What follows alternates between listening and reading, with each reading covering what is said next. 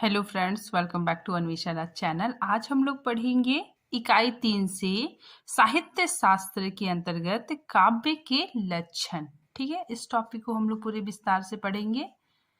ठीक है, देखिए यूजीसी नेट का जो सिलेबस है उसमें इकाई 3 में ये टॉपिक रखा गया है। ठीक है, तो इस टॉपिक को हम लोग पूरे अच्छे से पढ़ेंगे। ठीक है, चलिए पढ़ना स्टार्ट करते हैं। भारतीय काव्य शास्त्र से अभिप्राय मूलतः संस्कृत काव्य शास्त्र से है। ठीक है, तो भारतीय काव्य शास्त्र से अभिप्राय मूलतः संस्कृत काव्य शास्त्र से है। ठीक है, आगे देखिए, संस्कृत में साहित्य के लिए काव्य शब्द का प्रयोग किया गया।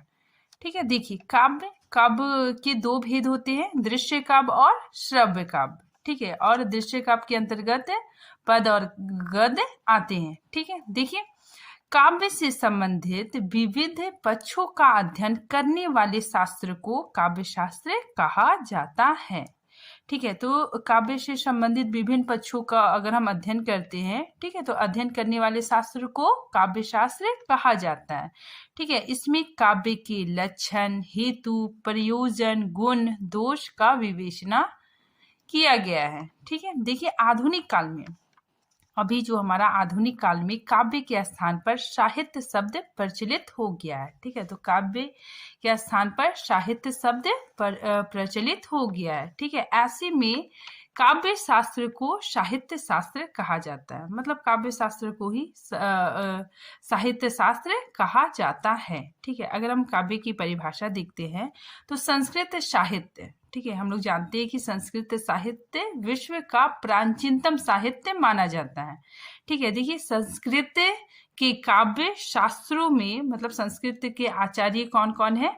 भामा, वामन, मम्मट, आचार्य विश्वनाथ और पंडित जगन्नाथ आदि प्रमुख है। ठीक है, तो ये सारे संस्कृत के आचार्य है। ठीक है, इन सभी ने काव्य के स्वरूप को अपने अपने दृष्टिकोण से परिभाषित करने का प्रयास किया है। ठीक है, तो इन सब ने अपनी अपनी परिभाषाएं दी है। ठीक है, देखिए काव्य के लक्षण।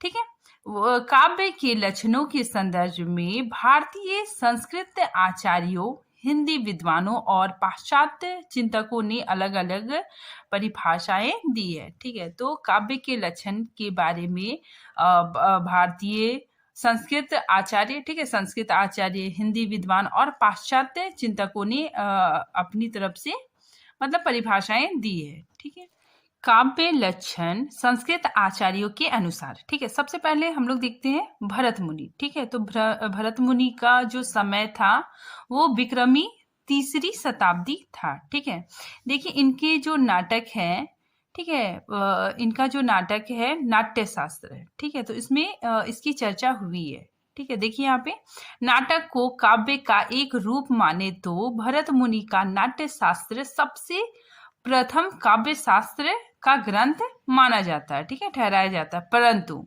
नाट्य शास्त्र में काव्य का कोई लक्षण नहीं दिखाया गया। ठीक है, तो नाट्य शास्त्र में काव्य का कोई भी लक्षण नहीं देखने को मिलता है। ठीक है, देखिए यहाँ पे प्रथम काव्य शास्त्रीय ग्रंथ नाट्य शास्त्र में काव्य के लक्षण ना देकर नाटक को काव्य का एक रूप माना है। ठीक है, तो इसमें काव्य का लक्षण ना उसमें देखने को नहीं मिलता है, बल्कि नाटक को काव्य का एक रूप माना गया है। ठीक है, काव्य के विभिन्न तत्व, इस नाटक में काव्य के विभिन्न तत्व जैसे रस, गुण, अलंकार, भाव आदि की विवेचना की गई है। ठीक है, और इसमें मुख्य बल अभिनय पर दिया गया है। ठीक है, तो इसमें काव्य के लक्षण को नहीं दर्शाया गया है। ठीक है, आगे देखिए संस्कृत में काव्य लक्षण आचार्यों ने मुख्यतः 3 आधार पर किया है। ठीक है, तो काव्य के लक्षण आचार्यों ने 3 आधारों पर बांटा है। ठीक है, पहला शब्द और अर्थ के आधार पर, दूसरा शब्द के आधार पर और तीसरा रस और ध्वनि के आधार पर। संस्कृत आचार्यों ने काव्य लक्षण की क्या क्या परिभाषा दी है उसके बारे में हम लोग अब पढ़ेंगे। ठीक है, देखिए संस्कृत के काव्य लक्षण, ठीक है, शब्द और अर्थ, ठीक है, शब्द और अर्थ के आधार पर। ठीक है, शब्द और अर्थ को ही शब्दार्थ कहा जाता है। ठीक है, देखिए आचार्य भामा के अनुसार काव्य की परिभाषा क्या है देखिए, भामा छठी शताब्दी के प्रमुख संस्कृत आचार्य थे। ठीक है, उन्होंने अपने ग्रंथ काव्यालंकार, ठीक है, इनका ग्रंथ काव्यालंकार में इन्होंने काव्य को परिभाषित किया है। देखिए, शब्दार्थो सहितो काव्यम। ठीक है, देखिए इसका मतलब क्या होता है, अर्थात शब्द और अर्थ से युक्त रचना ही काव्य होती है। ठीक है, तो ये एग्जाम में बहुत बार पूछा जाता है। तो ये किसके द्वारा लिखा गया है आचार्य भामा के द्वारा। ठीक है, तो इसमें क्या है कि शब्द और अर्थ होने चाहिए। ठीक है, दोनों के मिलाकर जो भाव उत्पन्न होता है वही काव्य कहलाता है। ठीक है, तो ये आचार्य भामा जी कहते हैं। ठीक है, नेक्स्ट हम लोग देखते हैं आचार्य रुद्रट। ठीक है, ये क्या कहते हैं कि ये मतलब भामा के समान रुद्रट ने भी काव्य लक्षण को स्पष्ट करते हुए कहा है कि ननु शब्दार्थो काव्यम। ठीक है, मतलब ये भी सेम वही बात बोल रहे हैं। ठीक है, देखिए अर्थात शब्द और अर्थ का समन्वयन काव्य है। ठीक है, मतलब शब्द और अर्थ काव्य है। ठीक है, ये भी मतलब सेम बात बोल रहे हैं कि शब्द और अर्थ के इकट्ठे मिला देने से ही काव्य कहलाता है। ठीक है, नेक्स्ट हम लोग देखते हैं आचार्य दंडी। ठीक है, आचार्य दंडी 7वीं शताब्दी के संस्कृत आचार्य थे। ठीक है, इन्होंने अपने ग्रंथ काव्यदर्श में काव्य की परिभाषा इस प्रकार दी है, शरीरतावदिम वक्षनिम पदावली। ठीक है, मतलब इसका अर्थ क्या है कि इष्ट अर्थ से परिपूर्ण पदावली काव्य का शरीर है। ठीक है, तो इन्होंने काव्य का शरीर माना है। ठीक है, देखिए काव्य के शरीर की प्रथम बात दंडी ने की है। ठीक है, देखिए दंडी की परिभाषा अग्नि पुराण से काफी मिलता है। ठीक है, इसमें सिर्फ संक्षेप पाद वाक्यम के स्थान पर शरीर रखा है। ठीक है, तो इन्होंने शरीर की बात कही है। ठीक है, आत्मा की बात कौन करता है, वामन ने की है, लेकिन शरीर की बात दंडी ने की है। ठीक है, देखिए अर्थात इष्ट और अर्थ से युक्त पदावली तो काव्य का शरीर मात्र है। ठीक है, तो ये काव्य का शरीर मानते हैं। ठीक है, यहाँ स्पष्ट है कि आचार्य दंडी शब्द और अर्थ को काव्य का केवल शरीर मानते हैं। ठीक है, काव्य की आत्मा नहीं मानते। वस्तुतः आचार्य दंडी अलंकार काव्य के प्रणेता थे। ठीक है, तो आचार्य दंडी अलंकार काव्य के प्रणेता थे। ठीक है, उनके अनुसार बिना अलंकार काव्य की सृष्टि असंभव है। ठीक है, तो वे अलंकार को भी महत्व देते थे। ठीक है, नेक्स्ट हम लोग पढ़ते हैं आचार्य वामन। आचार्य वामन 8वीं शताब्दी के संस्कृत विद्वान थे। ठीक है, इन्होंने रीति संप्रदाय का प्रतिपादन किया था। ठीक है, उन्होंने अपने काव्य अलंकार श्रुत वृत्ति में काव्य की परिभाषा इस प्रकार दी है। ठीक है, देखिए ये काव्य की परिभाषा देते हैं कि काव्य शब्दों गुण अलंकार संस्कृतो शब्दार्थ वर्तते। ठीक है, तो इसका मतलब ये है कि गुण और अलंकार युक्त शब्दार्थ ही काव्य है। ठीक है, तो ये मानते हैं कि गुण और अलंकार से जो मिश्रित हो, ठीक है, वो ही काव्य है। ठीक है, देखिए आचार्य वामन ने आचार्य भामा और दंडी से भी अधिक परिष्कृत काव्य की परिभाषा दी है। ठीक है, देखिए ये गुण और अलंकार से संयुक्त शब्दार्थ को काव्य मानते हैं। ठीक है, तो ये गुण और अलंकार को ज्यादा महत्व देते हैं। अपने काव्य लक्षणों में वामन ने दोषहीनता को भी स्थान दिया है। ठीक है, देखिए दंडी ने शरीर की बात की थी। ठीक है, वे मतलब काव्य में शरीर की बात की थी, लेकिन वामन ने आत्मा की बात की है। ठीक है, इसीलिए यहाँ पे लिखा गया है कि दंडी द्वारा प्रतिपादित काव्य शरीर में है। ठीक है, लेकिन आत्मा की बात वामन ने कही है। ठीक है, नेक्स्ट हम लोग देखते हैं कुंतक। ठीक है, कुंतक ने क्या कहा है, शब्दों सहितो वक्र कवि व्यापार शालिनी बंधो व्यवस्थित काव्यम। ठीक है, तो इसका अर्थ है कि जो एक दूसरे के हित में लगे हुए हों, ठीक है, तथा ऐसे बंधन में व्यवस्थित हो जो सहृदय के लिए आहाद्य हो। ठीक है, और कवि के वक्र व्यापार से संयुक्त हो। ठीक है, तो कुंतक कहते हैं कि जो मतलब आंतरिक रूप से प्रसन्न हो। ठीक है, आहाद्य कारक मतलब क्या हो गया, जो आंतरिक रूप से प्रसन्न हो। ठीक है, कवि व्यापार से युक्त सुंदर रचना संपन्न संपन्न व्यवस्थित शब्द और अर्थ को काव्य कहते हैं। ठीक है, और ये जो कुंतक है ये वक्रोक्ति संप्रदाय के स्थापक आचार्य कुंतक ने की थी। ठीक है, तो ये वक्रोक्ति संप्रदाय के स्थापक भी माने जाते हैं। ठीक है, नेक्स्ट देखिए आनंद वर्धन। ठीक है, इन्होंने क्या कहा है कि शब्दार्थ शरीरम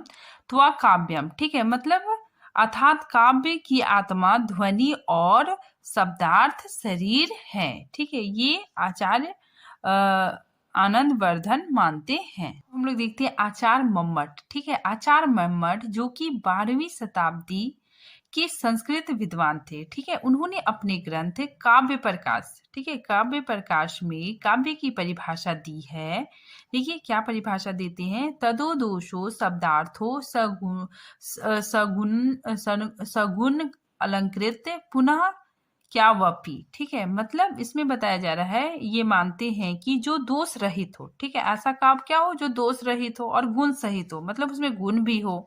ठीक है, और अलंकार को ये ज्यादा महत्व नहीं देते हैं। ठीक है, मतलब अलंकार का प्रयोग चाहे हो या ना हो कोई बात नहीं। ठीक है, मतलब अलंकार को ये वैकल्पिक रूप में लेते हैं। ठीक है, मतलब ऑप्शन के रूप में लेते हैं। ठीक है, ये मतलब अलंकार हो या ना हो कोई मतलब कोई बात नहीं। ठीक है, तो ये काव्य मानते हैं, मतलब ये काव्य की परिभाषा देते हैं कि जो दोषहीन हो और गुण सहित हो। ठीक है, मतलब दोष नहीं होना चाहिए और उसमें गुण होना चाहिए, और कभी कभी अलंकार मतलब अलंकार का प्रयोग हो अथवा ना हो। ठीक है, मतलब दोनों मतलब होगा तो भी ठीक है, नहीं होगा तो भी ठीक है। ठीक है, फिर हम लोग देखते हैं कि मम्मट।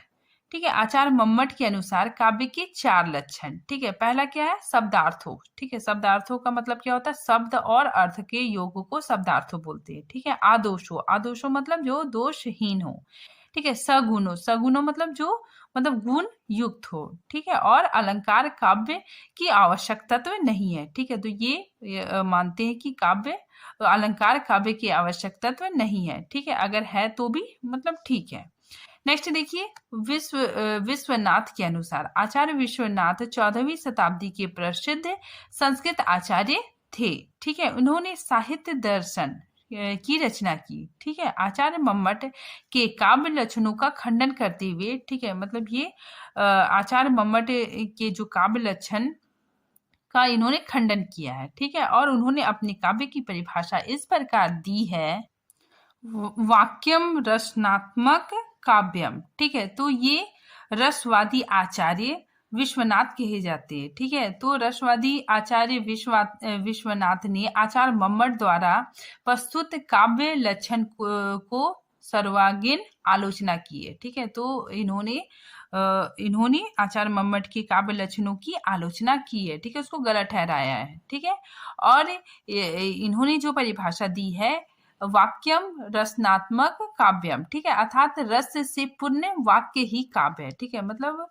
रस से पूर्ण होना चाहिए। ठीक है, उसमें रस होना चाहिए, वही काव्य है। ठीक है, इस परिभाषा में रस को ही काव्य माना गया है। ठीक है, मतलब रस से परिपूर्ण वाक्य ही काव्य है। ठीक है, लेकिन बाबू गुलाब राय ने इस परिभाषा को स्पष्ट करते हुए कहा है कि वाक्य से कला पक्ष तथा रचनात्मकता से अनुभूति पक्ष की अभिव्यंजना होती है, परंतु डॉक्टर भागीरथ मिश्र के अनुसार यदि रस को ही काव्यार्थ मान ले तो काव्य क्षेत्र संकीर्ण हो जाएगा। ठीक है, तो ये बोलते हैं कि अगर हम रस को ही काव्य क्षेत्र मान लेंगे तो मतलब काव्य का क्षेत्र बहुत संकीर्ण हो जाएगा। मिश्र जी का कहना है, यदि रस को ही काव्य मान लिया जाए तो बिहारी और केशव की रचनाएं काव्य क्षेत्र से बाहर हो जाएगी। ठीक है, तो वे बोलते हैं कि अगर हम लोग रस को ही काव्य मान लेंगे तो बिहारी और केशव की रचनाएं काव्य क्षेत्र से बाहर हो जाएगी। ठीक है, क्योंकि उन्होंने अपने काव्य में अधिकांशतः अलंकार, ठीक है, अलंकार का प्रयोग किया है। ठीक है, अलंकार व उक्ति वैचित्र को ही स्थान दिया है। ठीक है, तो हम लोग जानते हैं कि जो केशव है और बिहारी है उनकी रचनाएं मतलब श्रृंगारित रचनाएं हैं और अलंकार युक्त रचनाएं हैं। ठीक है, तो इसीलिए मिश्र जी का कहना है कि यदि रस को काव्य मान लिया जाए तो कबीर बिहारी और केशव की रचनाएं काव्य क्षेत्र से बाहर हो जाएगी। ठीक है, अब हम लोग देखते हैं पंडित राज जगन्नाथ। ठीक है, देखिए पंडित राज जगन्नाथ 17वीं शताब्दी के आचार्य थे। ठीक है, उन्होंने अपने ग्रंथ रस गंगाधर में काव्य के निम्न लक्षण बताए हैं। ठीक है, देखिए ये क्या कहते हैं, रमणीयार्थ प्रतिपादक शब्द काव्यम। ठीक है, मतलब यह जो परिभाषा पंडित राज जगन्नाथ जी ने दी है, यह परिभाषा बहुत ही तर्क संगत मानी जाती है। ठीक है, देखिए रमणीयार्थ मतलब क्या होता है कि जहां पर मन रमन करने लगे। ठीक है, जिसको पढ़ के एक अलौकिक आनंद की प्राप्ति हो, उसे ही काव्य कहते हैं। ठीक है, तो इसमें यही बताया जा रहा है।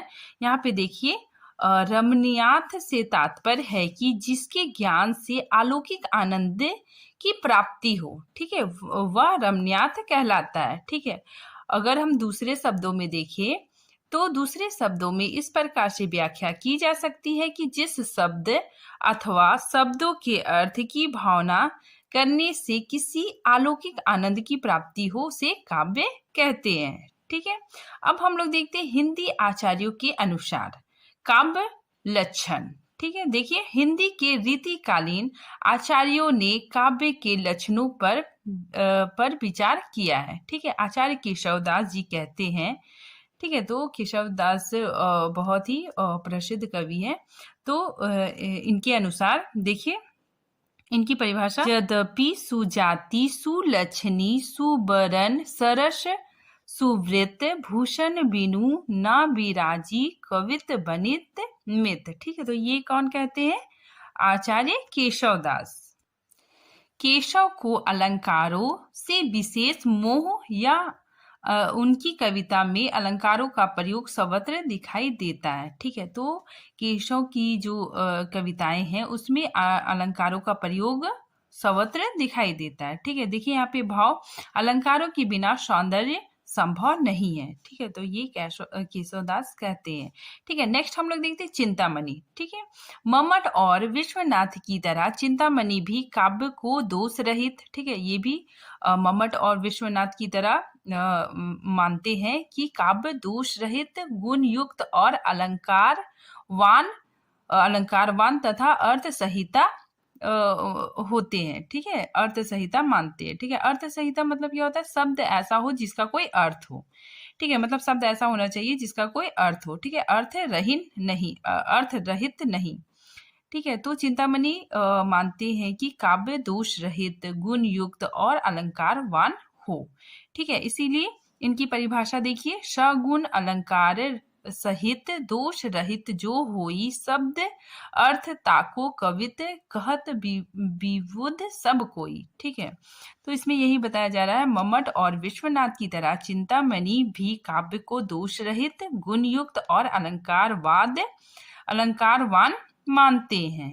ये सोमनाथ। ठीक है, तो सोमनाथ पहले आचार्य है जिन्होंने काव्य में छंद का समावेश किया। ठीक है, तो सोमनाथ जी ऐसे हैं जिन्होंने काव्य में छंद का समावेश किया। ठीक है, देखिए ये मानते हैं, ठीक है, कि काव्य वह कवि कर्म है जिसमें शब्द और अर्थ दोष रहित और पिंगल मतलब छंद के अनुसार हो, वही काव्य है। ठीक है, तो सोमनाथ जी मानते हैं कि काव्य वह है जिसमें छंद हो। हरिदास जी कहते हैं कि काव्य वह शब्दार्थ है जो अलंकार रस ध्वनि और गुणों से युक्त हो। ठीक है, वही काव्य है। नेक्स्ट हम लोग देखते हैं कुलपति मिश्र। ठीक है, तो कुलपति मिश्र कहते हैं कि अलौकिक आनंद को देने वाले शब्द और अर्थ को काव्य कहते हैं। ठीक है, मतलब जो अलौकिक आनंद दे, ठीक है, उसी को काव्य कहते हैं। ठीक है, आनंद की बात करते हैं। ठीक है, कुलपति जी आनंद की बात करते हैं, ऐसी चीज जो आनंद प्राप्त हो। ठीक है, वही काव्य है। ठीक है, देखिए कुलपति की यह परिभाषा आनंदकारी परंपरा के अनुकूल है। ठीक है, नेक्स्ट हम लोग देखते हैं सुरति मिश्र। ठीक है, तो सुरति मिश्र ये कहते हैं कि ये भी मनोरंजन रीति की बात करते हैं, ठीक है, अलौकिक आनंद की बात करते हैं। हम लोग देखते हैं आधुनिक युग के हिंदी आचार्यों व कवियों द्वारा काव्य लक्षण। ठीक है, अब हम लोग आधुनिक युग के कवियों को देखते हैं। सबसे पहले महावीर प्रसाद द्विवेदी। ठीक है, देखिए ये क्या कहते हैं, आचार्य महावीर प्रसाद द्विवेदी ने काव्य में चमत्कार की प्रधानता को अनिवार्य बताते हुए लिखा है। ठीक है, ये काव्य में चमत्कार की प्रधानता मानते हैं। ठीक है, देखिए क्या कहते हैं, शिक्षित कवि की उक्तियों में चमत्कार का होना परम आवश्यक है। ठीक है, तो ये क्या बोलते हैं कि जो शिक्षित कवि है उनकी रचनाओं में चमत्कार का होना परम आवश्यक है। यदि कवि में चमत्कार यदि कविता में चमत्कार नहीं, कोई विलक्षणता नहीं, तो उससे आनंद की प्राप्ति नहीं हो सकती। ठीक है, आगे नेक्स्ट देखिए, अंतकरण की वृत्तियों का चित्र का नाम कविता है। ठीक है, तो ये महावीर प्रसाद द्विवेदी कहते हैं। ठीक है, नेक्स्ट देखिए, कविता प्रभावशाली रचना है जो पाठक या श्रोता के मन पर आनंदमय प्रभाव डालती है। ठीक है, नेक्स्ट देखिए, मनोभाव शब्द के रूप धारण करते हैं वही कविता है, चाहे वो पदनात्मक हो या गद्यात्मक। ठीक है, तो ये ऐसा महावीर प्रसाद द्विवेदी जी मानते हैं। नेक्स्ट देखिए, आचार्य रामचंद्र शुक्ल। देखिए ये बहुत फेमस है, एग्जाम में बहुत बार ये आता ही है। देखिए, जिस प्रकार आत्मा की मुक्तावस्था ज्ञान दशा कहलाती है। ठीक है, इसमें रामचंद्र शुक्ल कहते हैं कि जिस प्रकार आत्मा की मुक्तावस्था ज्ञान दशा कहलाती है, उसी प्रकार हृदय, ठीक है, हृदय की मुक्तावस्था रस दशा कहलाती है। ठीक है, हृदय की इस मुक्ति साधना के लिए मनुष्य की वाणी जो शब्द विधान करता है उसे कविता कहते हैं। ठीक है, तो ये बहुत इंपॉर्टेंट है, हर बार मतलब पूछा जाता है ये कोट, तो ये आप लोग याद रखिएगा। जयशंकर प्रसाद जी। ठीक है, जयशंकर प्रसाद जी क्या कहते हैं, काव्य आत्मा की संकल्पात्मक अनुभूति है। ठीक है, जिसका संबंध विश्लेषण या विज्ञान से नहीं है। ठीक है, तो ये मानते हैं कि जिसका संबंध विश्लेषण या विज्ञान से नहीं है। ठीक है, नेक्स्ट देखते हैं सुमित्रा नंदन पंत। ये कहते हैं कि कविता हमारे परिपूर्ण क्षणों की वाणी है। ठीक है, नेक्स्ट अब देखिए महादेवी वर्मा। ठीक है, महादेवी वर्मा क्या कहती है कि कांटा चुभाकर उसकी पीड़ा की अनुभूति तो संसार कराता है। ठीक है, मतलब कांटा चुभाकर पीड़ा की अनुभूति तो पूरा संसार करवाता है। ठीक है, पर कवि बिना कांटा चुभाए उसकी पीड़ा की अनुभूति करा देता है। ठीक है, तो कवि ऐसा है कि वो बिना कांटा चुभाए ही पीड़ा की अनुभूति करवा देता है। ठीक है, आगे देखिए महादेवी वर्मा आगे लिखती हैं, कविता कवि विशेष की भावना का चित्रण है। ठीक है, और वह चित्रण इतना कठिन है कि उसके जैसा ही भावना दूसरों के हृदय में अभिभूत हो जाती है। ठीक है, तो ये कहती है कि कवि के मन में जो भावना उठती है वही भावना पाठक के मन में, उसके हृदय में भी अभिभूत होने लग जाती है। ठीक है, नेक्स्ट देखिए प्रेमचंद। ठीक है, इन्होंने क्या कहा है कि काव्य जीवन की आलोचना है। ठीक है, ये काफी इंपॉर्टेंट है। तो प्रेमचंद जी मानते हैं कि काव्य जीवन की आलोचना है। नेक्स्ट देखिए नगेंद्र। ठीक है, डॉक्टर नगेंद्र कहते हैं कि काव्य आत्मा भी व्यक्ति है। ठीक है, नेक्स्ट देखिए धूमिल। धूमिल क्या कहते हैं कि कविता मानव में आदमी होने का तमीज है। ठीक है, तो ये बोलते हैं कि कविता मानव में आदमी होने का तमीज है। ठीक है, नेक्स्ट देखिए अज्ञे जी क्या कहते हैं कि कविता सबसे पहले और अंत में शब्द है। ठीक है, तो ये कौन मानते हैं, अज्ञे जी। अब हम लोग देखते हैं पाश्चात्य काव्य लक्षण। ठीक है, देखिए कविता सुस्पष्ट संगीत है। ठीक है, ये किसने कहा है, ड्राइडन ने। ठीक है, नेक्स्ट देखिए सर्वोत्तम शब्द अपने सर्वोत्तम कर्म में कविता होती है। ठीक है, ये किसने कहा है, कॉलरिज ने। ठीक है, नेक्स्ट देखिए कविता जीवन की सौंदर्यमय और आनंद पूर्ण व्याख्या है। ठीक है, ये किसने कहा है, ऑल्ड्रन जी ने। ठीक है, नेक्स्ट देखिए कविता तो कल्पना और भाव की व्याख्या है। ठीक है, ये किसने कहा है, विलियम हैजलिट ने। ठीक है, नेक्स्ट देखिए शब्दों के काल्पनिक जालों में फंसाने वाली जादूगरनी कविता है। ठीक है, देखिए ये काफी इंपॉर्टेंट है। ये शब्दों के काल्पनिक जाल में फंसाने वाली जादूगरनी कविता, ये किसने कहा है? लॉर्ड मेकाले ने कहा है। ठीक है, आगे देखिए, कविता कल्पना और संवेग के द्वारा जीवन की व्याख्या है, ये किसने कहा है? हॉडसन ने कहा है। ठीक है, नेक्स्ट देखिए, कविता मूल रूप से जीवन की आलोचना है। ठीक है, तो ये किसने कहा है? ऑल्ड्रन जी ने कहा है। ठीक है, तो आज ये टॉपिक यहीं पे खत्म होता है। नेक्स्ट टॉपिक हम अगली वीडियो में बनाएंगे। तब तक के लिए थैंक यू।